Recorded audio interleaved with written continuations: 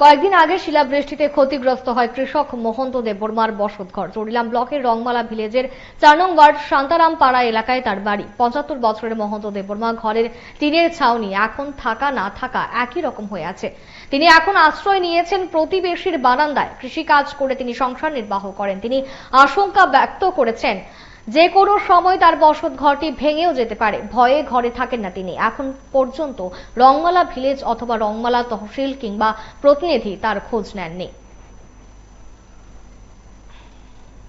আমি একটা অ্যাক্ট্রেস সান, হ্যাঁ, এই যখন কয়েকদিনের বাতাস ইয়ার আসে না, বৃষ্টি আয়া ইয়ার পড়ছে, হিল পরে আমি এখানেতে থাকতে পারছি না।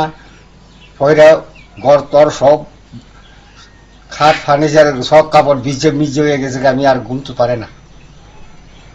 পুরা ঘর সিদ্ধ হয়েছে। তো এখন কই থাকেন? থাকবো এখানে আরেক ঘরের বারিন্দা।